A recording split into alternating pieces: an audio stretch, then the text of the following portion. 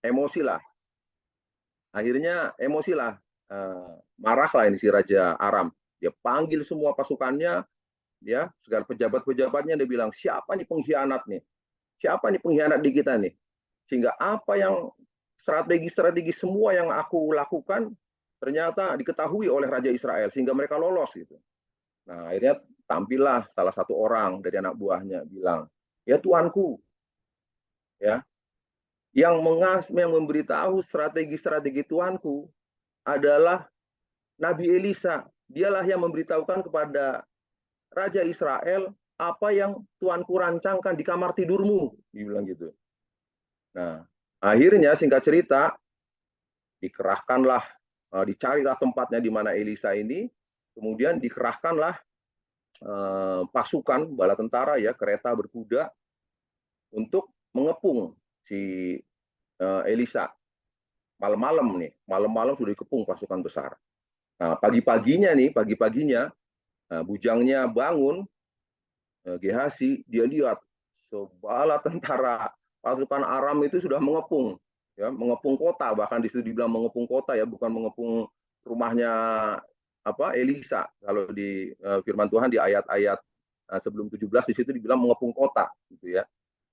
Nah, terus di selanjutnya si Gehazi ini, ya, dia bilang, ya tuanku Elisa, kita celaka 12, dia bilang, celaka nih, kita sudah dikepung, gitu. Nah, kita sudah dikepung. Mungkin kita buka aja ya langsung coba kita, mungkin salah satu bisa membacakan 2 Raja 6 ayat 2 Raja 6 ayat 17 ya mungkin ya. Atau sebelumnya, bentar.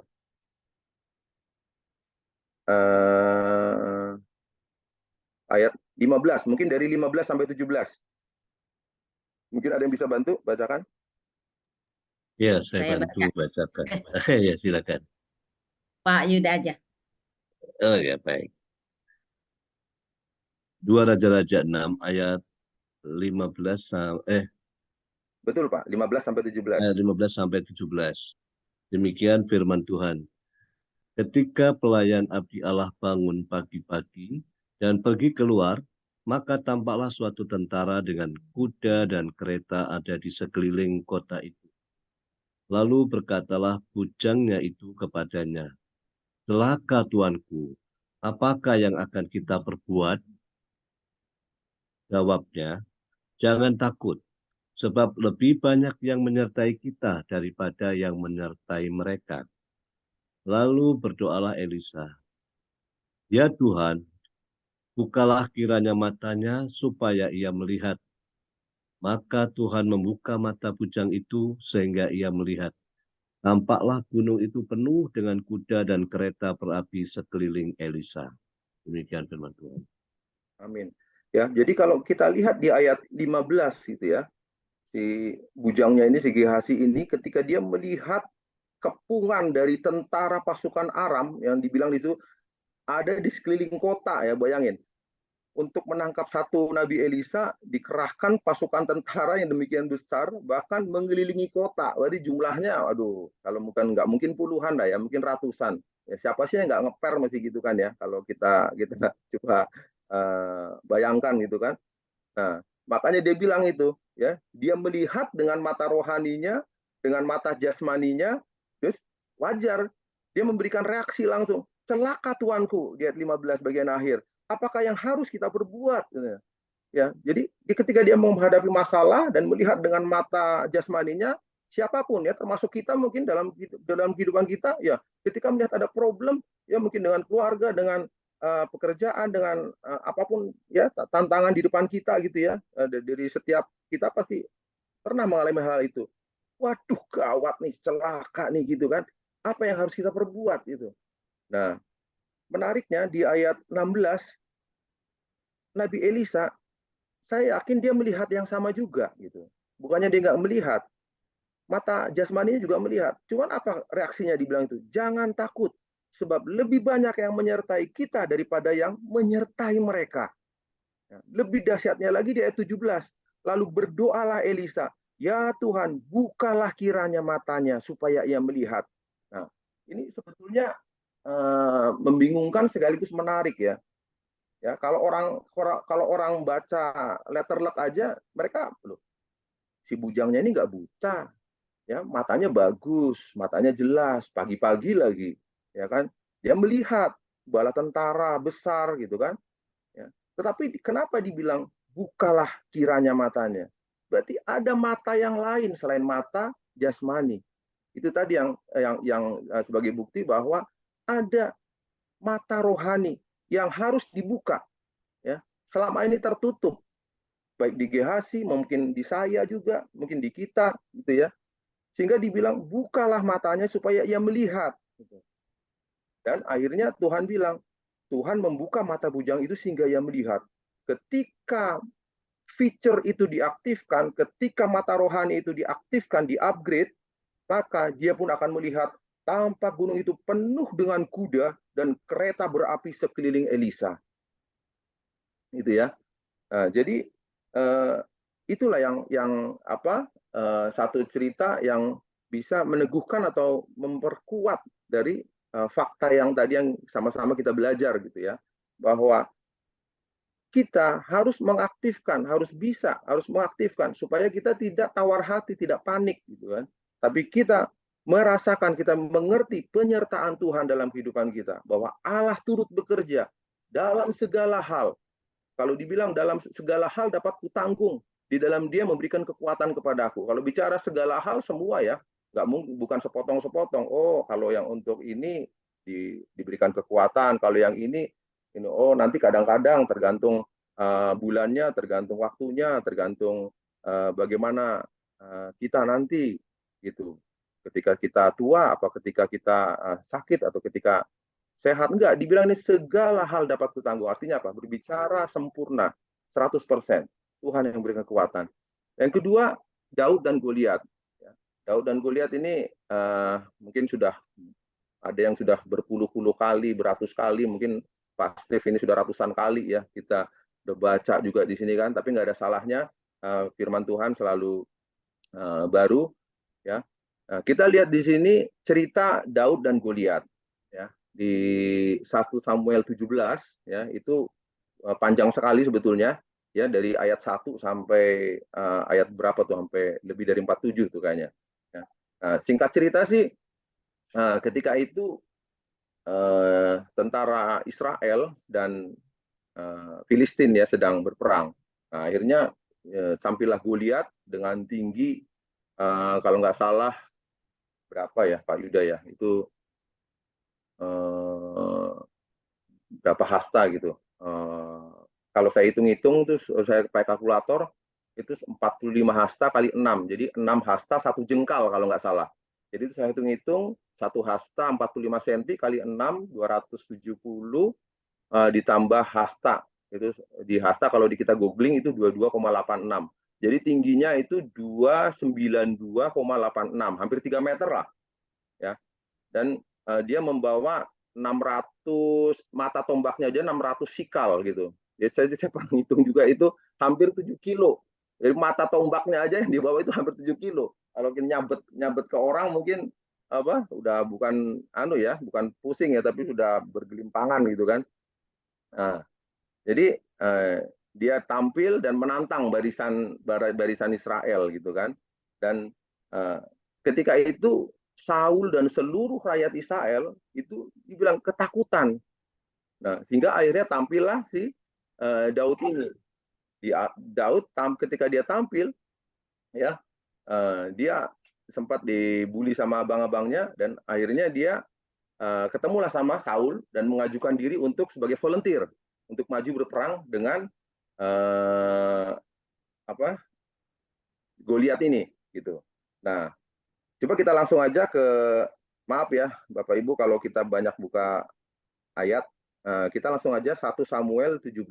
Ada hal-hal yang menarik di sini. 1 Samuel 17. Coba kita ke ayat 11 dulu Bapak. 1 Samuel 17. Sebelum masuk ke 45 sampai 47 itu kita masuk ayat 11 dulu. Mungkin Bu Rose bisa bantu baca. 1 Samuel 17 Samuel 17 ayat 11. Ketika Saul dan segenap orang Israel mendengar perkataan orang Filistin itu, maka cemaslah hati mereka dan sangat ketakutan. Nah, ya. Jadi ketika Saul melihat raksasa itu dan orang-orang Filistin ya di depan matanya, ya dengan apa tadi, dengan tinggi besarnya, dengan apa mata tombak, dengan perisainya segala macam itu, ya otomatis pasti ngeper juga, ya. Padahal kita tahu Saul itu bukan ini ya, bukan tukang kebun, bukan bukan petani, bukan ini, dia adalah apa pahlawan juga kan, pahlawan raja berperang juga gitu. Tapi dibilang di sini ayat 11, Saul dan segenap orang Israel cemas hati dan sangat ketakutan gitu. Dan ini adalah fakta, ya fakta ketika melihat dengan mata jasmani. Kemudian lanjut Bu Rose, minta tolong di ayat 24.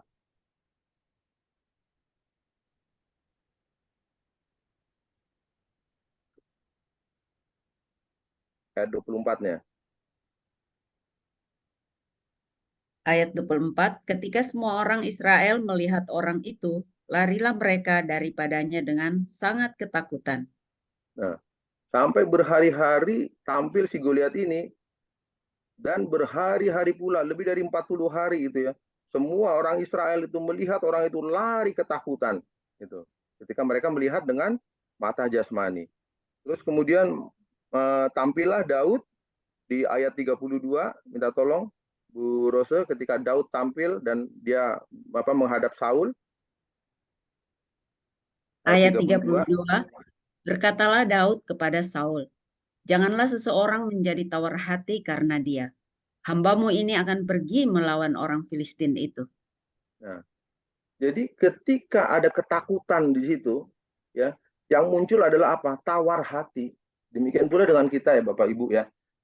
Ya, saya juga mungkin bukan sekali dua kali, banyak hal mengalami tawar hati, ketakutan ya dalam dalam dalam ya, kalau ada masalah-masalah, mulai dari apa yang ketika itu masalah berat gitu ya. Tawar hati, mulai meragukan, kadang muncul keraguan gitu kan, takut gitu kan. Ya, makanya tadi balik-balik ke yang 2 Korintus tadi ya, Rasul Paulus juga mengiyakan itu ya, supaya kita jangan tawar hati ya, ketika ketakutan itu kita hanya mengandalkan dunia fisik ya, mata jasmani ya, pasti itu akan ada tawar hati dan ketakutan. Dan kemudian singkat cerita kita coba baca di peperangan Daud dan Goliat di ayat 45 sampai 47. Endingnya nih 45 sampai 47. Agak panjang, mohon maaf. Mungkin ada yang bisa bantu. 1 Samuel 17 ayat 45 sampai 47.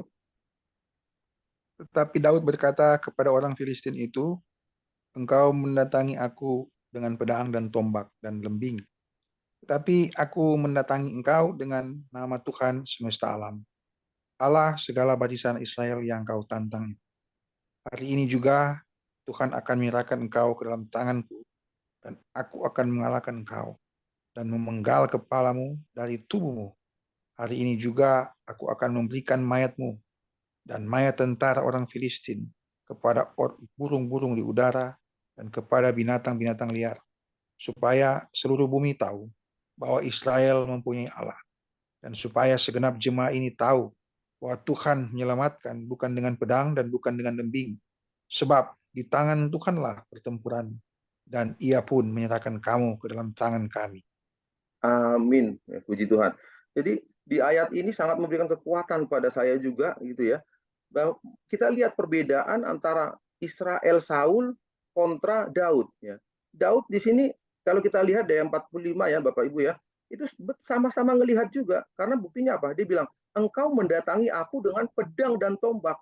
Jadi Daud juga melihat pedangnya si Goliat dan tombaknya Goliat yang mata tombaknya itu 7 kilo beratnya ya, dan lembing perisai mungkin semuanya dia lihat gitu kan. Dia melihat yang di depannya itu ada 3 meter, orang 3 meter gitu kan. Ya, mungkin secara mata jasmani ya dia melihat itu ya mungkin ya saya bayangkan kalau saya ngelihat kayak gitu itu ya ngeper juga pasti. Cuman bedanya di sini adalah Daud segera mengaktifkan ya mata rohaninya. Ketika diaktifkan mata rohaninya, apa yang muncul dari bibirnya gitu kan? Tetapi aku mendatangi engkau dengan nama Tuhan semesta alam, Allah segala barisan Israel yang kau tantang itu. Dia tahu ada penyertaan Tuhan di dalam hidupnya. Dia tahu ketika Tuhan bekerja, ya ketika Tuhan bekerja siapa yang bisa melawan gitu. Ya. Dan bahkan ayat 46 dia bilang, hari ini juga Tuhan akan menyerahkan engkau ke dalam tanganku gitu. Saya yakin ini bukan PD, bukan apa namanya ya, berjudi atau kira-kira atau gertak gitu ya. Saya yakin ketika dia mengaktifkan mata rohani ini, itu adalah benar-benar kalau orang bilang itu mungkin hakul yakin gitu ya. Benar-benar sudah dia bisa melihat endingnya, ya dia bisa melihat akhirnya bahwa akhirnya ya karena ada penyertaan Tuhan dia lihat bahwa endingnya Goliat ini akan dia penggal kepalanya, bahkan mayatnya akan diberikan kepada burung-burung di udara, ya. Dan supaya seluruh bumi tahu bahwa Israel mempunyai Allah, ya. Dan supaya segenap jemaah ini tahu bahwa Tuhan menyelamatkan dengan pedang dan bukan dengan lebih, gitu ya. Jadi itulah perbedaan dalam tokoh cerita Daud ketika dia mengaktifkan mata rohaninya, ya. Demikian pula dengan yang Rasul Paulus harapkan kepada kita tadi ya, bahwa kita pun ayo sama-sama kita di sini mengaktifkan mata rohani kita supaya kita bisa menghadapi segala macam tantangan, hambatan, kesulitan ya, segala hal yang merosot ini ya di dalam apa memang nature-nya kehidupan gitu kan. Nah, supaya kita dibekali dengan kekuatan yang extraordinary dari Tuhan. Ya, mungkin di bagian contoh yang ketiga ya, contoh yang ketiga adalah yang 10 pengintai. Ini di Bilangan 13 ayat 33, Bilangan 14 ayat 68. Nah, 10 pengintai juga ini cerita apa namanya sekolah minggu yang sering kita baca ya. Ya singkatnya sih pada saat itu Musa menyuruh 10 orang untuk mengintai tanah Kanaan ya, yang salah satunya kita sama-sama tahu, bukan salah satu ya, salah duanya itu Yosua dan Kaleb gitu kan. Nah, singkat cerita ketika orang-orang yang mereka ini apa di 10 ini dikirim, mereka melihat memang benar ya, mereka mengambil buah anggur di sana, memang benar-benar luar biasa tanah itu ya, berlimpah susu dan madunya gitu. Tapi ketika mata mereka melihat siapa aja yang tinggal di sana gitu ya, ada orang-orang enak, orang raksasa itu ya. Orang-orang itu khususnya 8 orang itu ya jadi ngeper, tawar hati gitu. Tawar hati. Ya, kita mungkin langsung baca aja di Bilangan 13 ayat 33. Bilangan 13 ayat 33. Mungkin ada yang bisa bantu baca.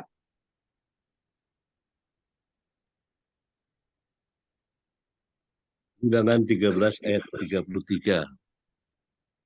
Demikian firman Tuhan. Juga kami lihat di sana orang-orang raksasa, orang enak yang berasal dari orang-orang raksasa. Dan kami lihat diri kami seperti belalang. Dan demikian juga mereka terhadap kami. Amin. Ya. Jadi kita lihat di sini udah jelas-jelas ya. Ya ini khususnya komentar dari 8 orang ini ya di luar Yosua dan Kaleb. Dia bilang, dan kami lihat diri kami seperti belalang. Yang pertama melihat ke dalam seperti belalang, artinya seperti remeh lah ya. Kami ini kerdil, remeh gitu kan. Ya itulah yang dilihat ya secara fisik, ya secara kasat mata gitu. Kami ini kecil gitu kan. Udah ngelihat seperti itu ya. Balik lagi ditambah lagi dan demikian juga mereka terhadap kami gitu. Bukannya cuman melihat berpandangan apa ketika melihat itu melihat merendah apa meremehkan atau merbelkan diri sendiri, dan juga mereka juga wah pasti orang enak itu orang raksasa itu juga melihat kami kayak belalang gitu loh ya, mungkin ya makin rendah diri lah gitu kan. Nah kalau gini-gini mungkin orang 8 itu belum ketemu aja sama Pak Steve mungkin ya. Kalau udah ketemu Pak Steve mungkin bisa di coaching gitu kan. Jadi supaya lebih pede gitu mungkin ya Pak Steve. Sama Pak Erik tuh. Sama Pak Erik gitu kan. Nah, jadi udah double lah ini ya, udah melihatnya diri sendiri sama melihat, udah berpikiran mereka juga melihat kami ini kerdil gitu. Itulah parahnya. Tetapi puji Tuhan untunglah ada Yosua dan Kaleb yang bisa melihat penyertaan Tuhan. Ya, kita coba dilompat ke 14 ayat 6 dan sampai 8 ya. 6 sampai 8. Maaf ya, banyak baca firman. Nah, mungkin ada yang bisa bantu. Mbak Bu Yunita, bisa kah? Belum ada suaranya?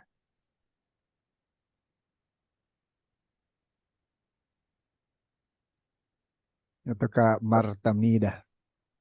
Oh, ada Bu Marta. Siap. Boleh? Terima Bilangan kasih. 14. Salam, maaf terlambat. Ya. Bilangan 14 Silakan. ayat 6, iya. 7 dan 8. Oh ya, perlu tambahkan. Memang benar kita harus banyak makan firman, amunisi, biar kita kuat. Demikian firman Tuhan. Bilangan 13 ayat 33. 14. Bilangan 14 ayat 6 sampai 8. Itu ada itu juga sih, tetapi Yosua. Oke. Tetapi Yosua bin Nun dan Kaleb bin Yefune yang termasuk orang-orang yang telah mengintai negeri itu mengoyakkan pakaiannya dan berkata kepada segenap umat Israel, negeri yang kami lalui untuk diintai itu adalah luar biasa baiknya. Jika Tuhan berkenan kepada kita, maka Ia akan membawa kita masuk ke negeri itu dan akan memberikannya kepada kita, suatu negeri yang berlimpah-limpah susu dan madunya. Amin. Amin. Ya. Jadi kita lihat bedanya bahwa Yosua dan Kaleb ini yang dia lihat adalah janji Tuhan, ya, bahwa Tuhan berjanji dan itu dia amini dan dia yakini dan itulah yang satu-satunya dia lihat. Itulah yang dia aktifkan penglihatan rohaninya, bahwa dia melihat janji Tuhan bahwa Tuhan akan memberikan tanah Kanaan ini kepada bangsa Israel, gitu ya. Bahwa dan dia lihat bahwa negeri yang kami lalui untuk dicintai adalah luar biasa baiknya. Ya, sehingga singkat cerita kita tahu sama-sama akhirnya dua orang inilah yang bertahan, Tuhan izinkan untuk masuk ke tanah Kanaan, gitu ya. Jadi sekali lagi dari ketiga tokoh ini ya, mungkin banyak lagi, belum lagi ketika kita mungkin Gideon, Yefta, belum lagi yang lain-lain ya, ada banyak sekali tokoh-tokoh Alkitab ya, yang mungkin nggak bisa kita ceritain satu-satu ya. Tapi ketika mereka mengaktifkan ya panca indera atau penglihatan rohani, itulah letak kekuatan kita, gitu ya. Letak kekuatan kita untuk menghadapi segala macam tantangan kehidupan ini, dalam kehidupan sehari-hari, berkeluarga, bekerja, dalam berbisnis, apapun, gitu ya. Nah, jadi itulah yang harus kita lakukan, ya. Jadi ada sesuatu yang menarik ya, ada sesuatu yang menarik dari firman Tuhan ini, itu di bagian tengah ini saya tuliskan ya, ada hubungan yang erat antara mengaktifkan mata rohani dengan kekuatan, gitu ya. Ada hubungan yang erat antara mata rohani dan kekuatan. Ya, coba kita sama-sama kita buka di Lukas 11 ayat 34. Mungkin ada yang bisa bantu? Lukas 11 ayat 34. Silakan Deku Yunita. Mbak Yunita. Lukas 11 ayat 34, matamu adalah pelita tubuhmu, jika matamu baik, teranglah seluruh tubuhmu. Tetapi jika Amin. matamu jahat, gelaplah tubuhmu. Ya, ya. Jadi matamu adalah pelita tubuh. Jika matamu baik, ya, teranglah seluruh tubuhmu. Ya. Mata di sini, ya, saya yakin di sini adalah mata yang dimaksud adalah mata rohani. Ya, bukan matanya baik, nggak pakai kacamata, gitu ya. Kalau pakai kacamata, saya sendiri pun udah ngelihat tulisan kecil, saya agak kesulitan sekarang baca Alkitab yang kecil itu. Jadi harus pakai kacamata untuk yang plus ya. Ya, tapi saya yakin ketika mata jasmani saya melemah, ya, asalkan mata rohani saya bisa kuat ya, maka dan melihat janji-janji Tuhan, penyertaan Tuhan, ya, maka itulah yang disebut teranglah seluruh tubuhmu, ya, tubuh kita semua, gitu ya. Tetapi jika matamu jahat, nah ini, gelaplah seluruh tubuhmu. Ya. Ditambah lagi dari Ulangan 34 ayat 7. Mungkin ada yang bisa baca, apa lanjut Bu Yunita, tinggal baca di PPT.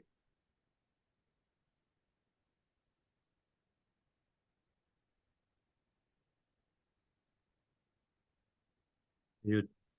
Masih di mute Bu Yunita. Ulangan 34 ayat 7. Musa berumur 120 tahun ketika ia mati. Matanya belum kabur dan kekuatannya belum hilang. Amin. Ya. Hmm. Jadi dibilang di sini Musa berumur 120 tahun. Ya, walaupun zaman dulu 120 tahun ya, itu saya yakin udah tua. Kita compare dengan Abraham yang Abraham juga gitu ya. Sebelum Musa itu berarti kan ya. Betul ya Pak Yuda ya, Abraham sebelum Musa ya. Iya, kayaknya betul deh. Nah, Abraham ini dibilang aja 100 tahun waktu itu, umur 99 ketika malaikat Tuhan datang ya, berumur 99 mau 100 tahun, si Sarah aja ketawa gitu. Bahkan Abraham juga sendiri sempat ketawa dalam hatinya gitu. Masa sih saya bisa melahirkan anak di umur 100 tahun gitu. Nah, dibilang di sini Musa berumur 120 tahun ketika ia mati. Matanya belum kabur. Ya. Saya pernah dengar dari salah satu hamba Tuhan di sini ya, ketika yang mungkin dia ahli bahasa Ibrani ya. Dia bilang di sini matanya masih baik atau belum kabur. Ini sama mengacu bahasa aslinya sama dengan yang Tuhan Yesus katakan jika matamu baik yang di Lukas itu. Ya, wordingnya sama, bahasa aslinya sama. Tapi bisa kita eksplor lebih lanjut ya.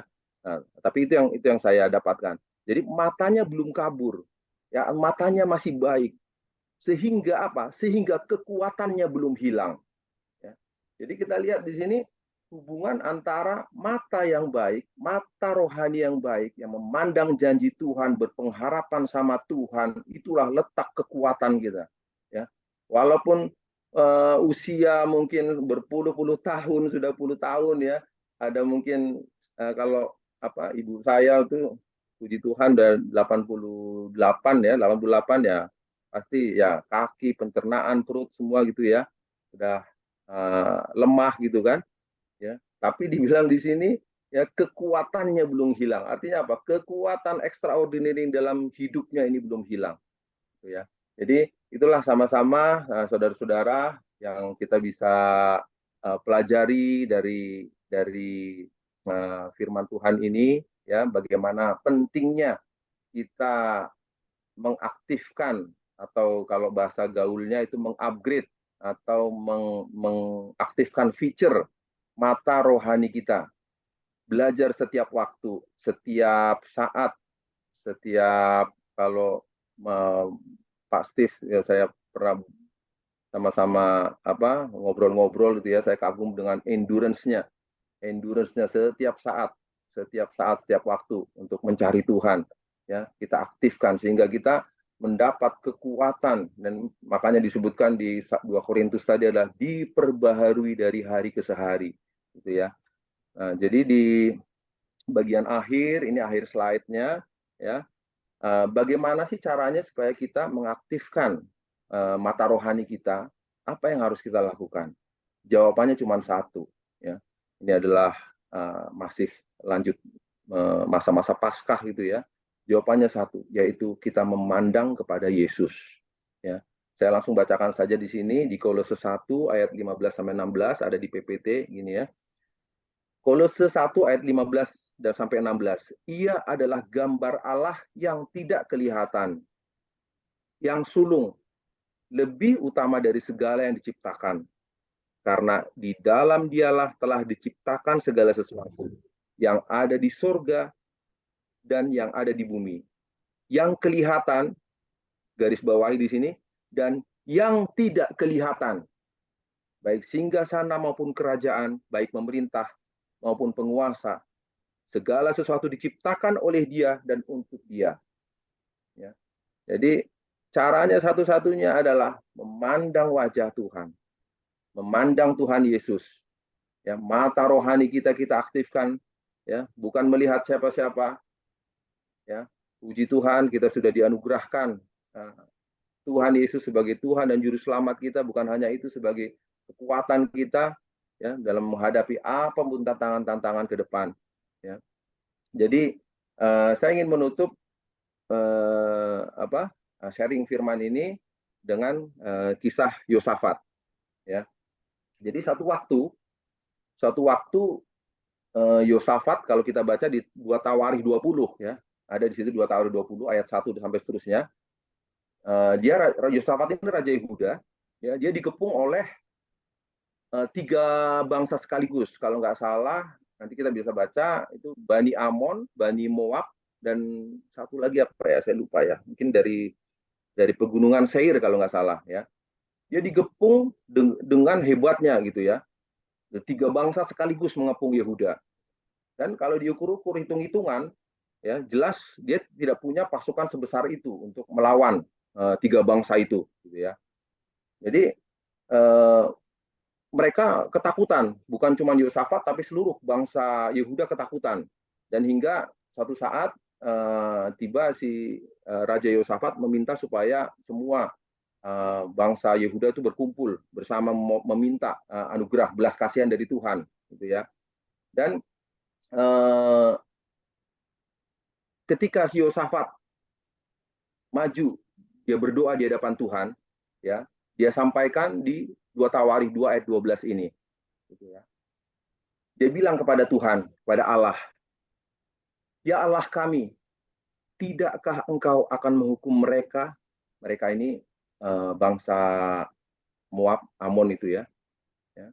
Karena sebelumnya kalau kita baca Tuhan waktu membawa bangsa Israel itu melintasi Bani Moab, Bani Amon ini, tapi Tuhan, ya, Edom kalau nggak salah ya, tapi Tuhan bilang nggak usah ditumpas mereka, gitu. Jadi dilalui sama bangsa Israel, karena waktu itu kan orang ketakutan semua dengan bangsa Israel ini. Tapi Tuhan nggak usah ditumpas yang itu. Tetapi apa balasannya? Sekarang mereka malah menyerang Bani Yehuda, gitu kan. Makanya dibilang, tidakkah Engkau akan menghukum mereka? Karena kami tidak mempunyai kekuatan untuk menghadapi laskar yang besar ini, yang datang menyerang kami. Ya. Dia mengakui dia tidak punya kekuatan. Dan kemudian di bagian akhir dia bilang, kami tidak tahu apa yang harus kami lakukan. Artinya apa? Artinya sudah give up. Ya. Artinya sudah menyerah. Gitu.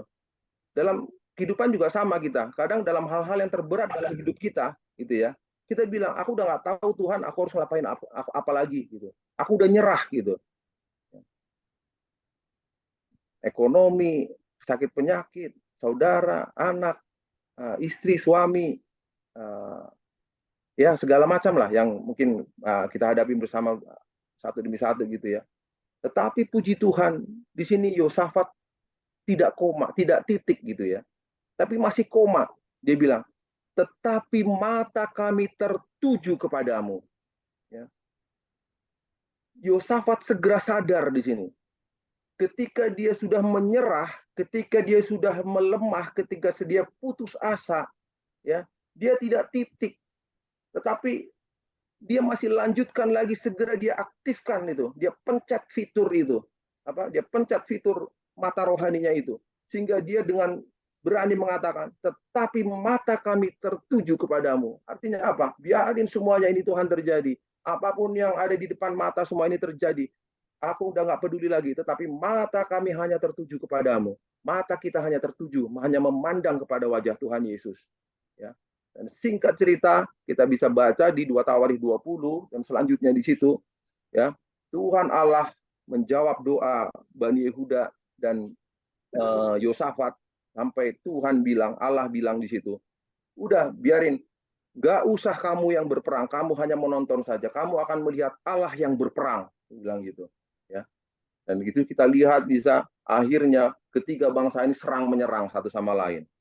Si A nyerang si B, terus kemudian B nyerang C, terus kemudian sampai semua mayat-mayatnya bergelimpangan di situ. Dan akhirnya apa? Malah bangsa Yehuda di sana menjarah sampai 3 hari aja nggak cukup dibilang untuk menjarah semuanya itu, ya, harta dan sebagainya. Ya, jadi sekali lagi itulah yang kiranya bisa memberikan kekuatan pada kita semua, Bapak Ibu, ya, pada saya juga, ya, bahwa ketika kita menghadapi apapun segala macam tantangan yang di depan mata, ya, kita memang masih hidup di dunia ini, kita pasti melihat ketidakadilan, kita melihat kecurangan, kita melihat problem, kita melihat masalah, kita melihat sakit penyakit, kelemahan tubuh, kita melihat apapun, kehilangan mungkin gitu ya. Tetapi itu bukan adalah ending, karena memang sudah disampaikan semua tadi yang di depan, semua pasti akan merosot, dunia ini pun akan lenyap, gitu kan. Tetapi supaya kita jangan lupa bahwa kita perlu kekuatan, yaitu dengan cara kita memandang Tuhan Yesus, kita mengaktifkan mata rohani kita, ya, bahwa kita harus terus setiap hari, ya, mungkin setiap saat, setiap waktu, sehingga bersama dengan Tuhan kita sanggup melakukan, menghadapi segala perkara. Ya, demikian dengan firman Tuhan, biarlah nama Tuhan yang dimuliakan. Terima kasih Bapak Ibu semua. Haleluya, terpujilah nama Tuhan.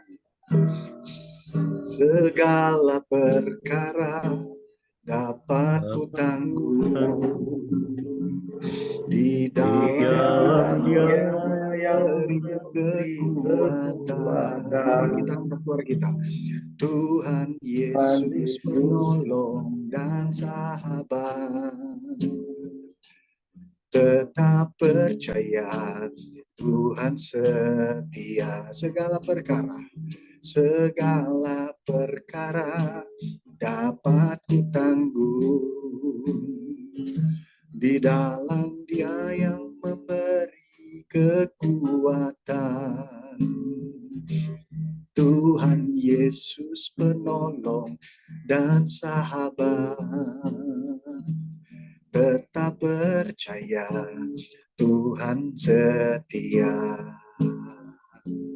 Tetap percaya Tuhan setia. Tetap percaya Tuhan setia.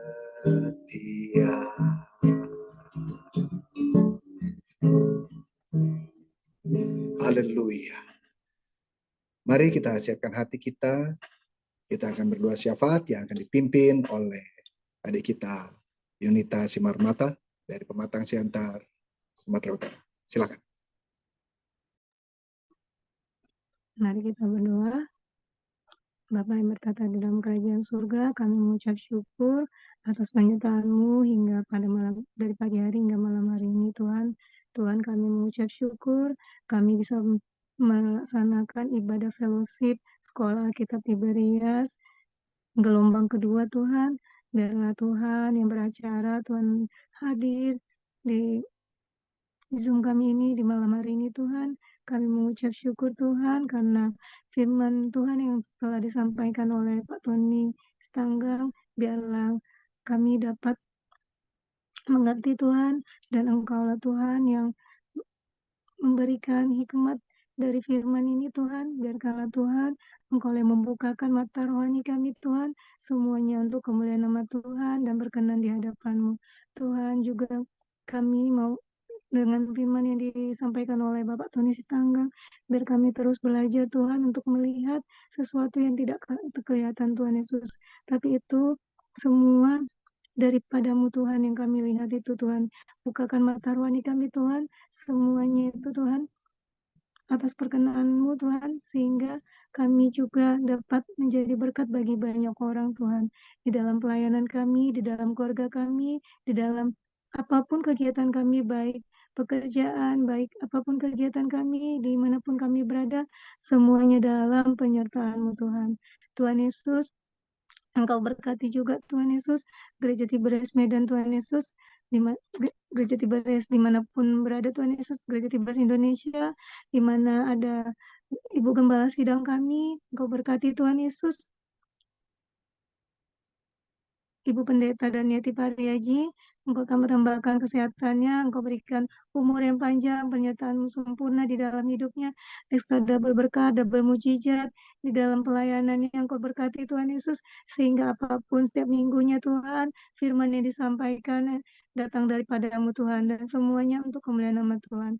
Tuhan, terlebih-lebih juga kami mau doa syafaat juga Tuhan Yesus, terlebih-lebih perlengkapi kami Tuhan Yesus dengan perlengkapan senjata rohani Allah yang baru, yaitu ketopong keselamatan, berbaju jirakan keadilan, berikat pinggangan kebenaran,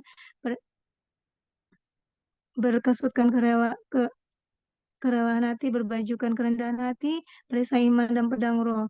Tuhan, tutup bungkus kami juga Tuhan dengan kuasa darah Yesus, dan kami menolak segala serangan balik dari kuasa jahat, dari apapun terhadap kami semua yang di sini, yang di dalam Zoom ini, dan keluarga kami Tuhan.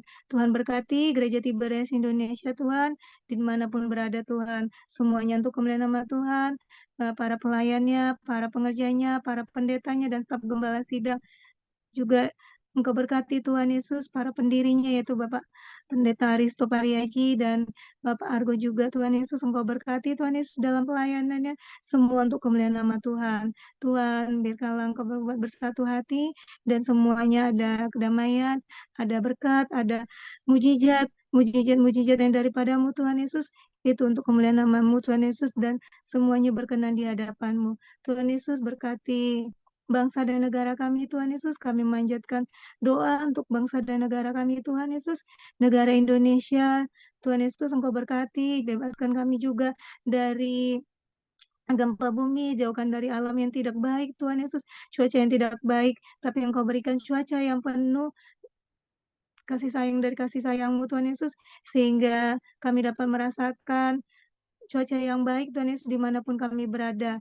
Tuhan Yesus juga Engkau berkati semua kota-kota yang ada di Indonesia ini Tuhan Yesus.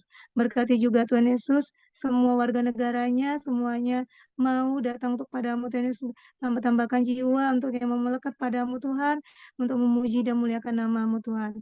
Tuhan Yesus, kami juga berdoa untuk semua sekolah kitab Tiberias Tuhan Yesus, siapapun anggota-anggotanya Tuhan Yesus, Engkau berkati semuanya Tuhan Yesus, dan juga pendeta-pendetanya, semuanya belajar untuk sekolah kitab, untuk memuliakan nama-Mu, dan juga melekat padamu, semua untuk kemuliaan nama-Mu Tuhan. Tuhan berkati juga Tuhan, apapun yang disampaikan oleh pendeta-pendeta yang mengajari sekolah kitab Tiberias, semuanya berkenan di hadapan-Mu, dan kami juga Tuhan Yesus yang mendengarnya dapat mengetahui, dapat melaksanakannya di dalam kehidupan kami, sehingga kami menjadi pelaku firman-Mu Tuhan.